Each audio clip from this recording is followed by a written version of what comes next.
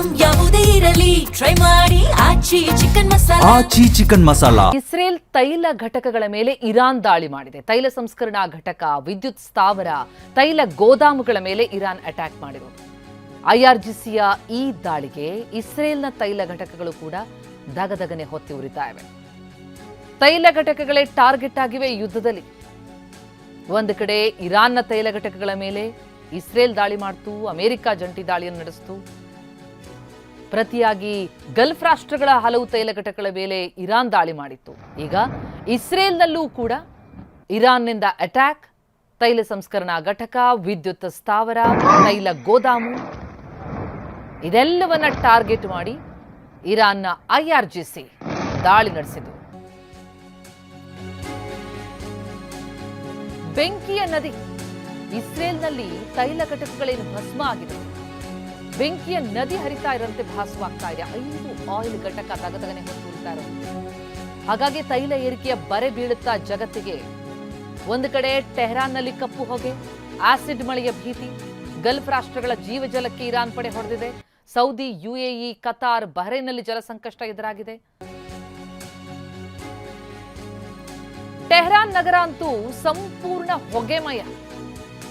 Iran ಟೆಹರಾನ್ನಲ್ಲಿ ಕಪ್ಪು ಹೊಗೆ. Iran ನಿವಾಸಿಗಳ ಪ್ರಾಣಕ್ಕೆ ಮತ್ತೊಂದು ಗಂಡಾಂತರ. ಆಸಿಡ್ ಮಳೆಯ ಭೀತಿ ಕಾಡ್ತಾ ಇದೆ. ಉಸಿರಾಡೋದಕ್ಕೆ ಆಮ್ಲಜನಕದ ಕೊರತೆ. ಯುದ್ಧ ತಂದಿಡುವಂತಹ ಭೀಕರತೆ ಇದು. ಕಟ್ಟಡಗಳ ಧ್ವಂಸ ಆಗೋದು, ಆಸ್ತಿಪಾಸ್ತಿ ನಾಶ ಆಗೋದು, ಜೀವಹಾನಿಯಾಗೋದು. ಇನ್ನು ಇರಾನ್ಗೆ ಯಾರ ಅಧಿಪತಿ? ಇರಾನ್ಗೆ ಖಮನೈ ಪುತ್ರನೇ ನೂತನ ಅಧಿಪತಿ. ಮೊಜ್ತಬಾ ಖಮನೈ ಹೆಸರನ್ನ ಅಧಿಕೃತವಾಗಿ ಘೋಷಣೆ ಮಾಡಲಾಗಿದೆ. ಆದ್ರೆ ಸುಪ್ರೀಂ ಹೆಚ್ಚು ದಿನ ಉಳಿಯಲ್ಲ ಅಂತ ಟ್ರಂಪ್ ಭವಿಷ್ಯ ನುಡಿತಾ ಇದೆ, ಎಚ್ಚರಿಕೆ ಕೊಡ್ತಾ ಇದೆ. ಅಲಿ ಖಮನೈ ಹತ್ಯೆಯ ಬಳಿಕ ಒಂದು ವ್ಯಾಕ್ಯೂಮ್ ಕ್ರಿಯೇಟ್ ಆಗಿತ್ತು ಇರಾನ್ನಲ್ಲಿ. ಯಾರಿದನ್ನ ಮುನ್ನಡೆಸ್ತಾರೆ ಅನ್ನೋ ಪ್ರಶ್ನೆ ಇತ್ತು. ಇರಾನ್ ಪುತ್ರನಿಗೆ ಪಟ್ಟ ಎನ್ನುವುದು ಪಕ್ಕಾ ಆಗಿತ್ತು. ಈಗ ಅಧಿಕೃತವಾಗಿ ಘೋಷಣೆಯಾಗಿದೆ.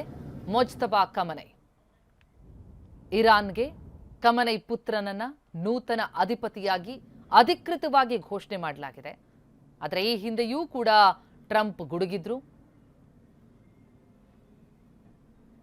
ಸುಪ್ರೀಂ ಹೆಚ್ಚು ದಿನ ಉಳಿಯಲ್ಲ ಅಂತಿದೆ ಅಮೆರಿಕ. ಟ್ರಂಪ್ ಈ ಬಗ್ಗೆ ಮತ್ತೆ ಪುನರುಚ್ಚರಿಸಿದ್ದಾರೆ. ಖಮನೈ ಪುತ್ರನನ್ನು ಕೂಡ ಟಾರ್ಗೆಟ್ ಮಾಡ್ತಿರೋದಾಗಿ ತಿಳಿಸಿದ್ದಾರೆ. ಒಟ್ಟಾರೆ ಈ ಯುದ್ಧ ಇನ್ನಷ್ಟು ತೀವ್ರ ಸ್ವರೂಪ ಪಡಿತಾ ಇದೆ. ಐಆರ್ಜಿಸಿಯ ನೇತೃತ್ವವನ್ನು ವಹಿಸಿದ್ರು ಮೊಜ್ತಬಾ ಖಮನೈ. ಈಗ ಮೊಜ್ತಬಾ ಖಮನೈ ಹೆಗಲಿಗೆ ಇರಾನ್ನ ಅಧ್ಯಕ್ಷಗಿರಿ, ಅಂದ್ರೆ ಸುಪ್ರೀಂ ಲೀಡರ್ ಆಗಿ ಈಗ ಅಧಿಕೃತವಾಗಿ ಘೋಷಣೆಯಾಗಿದೆ.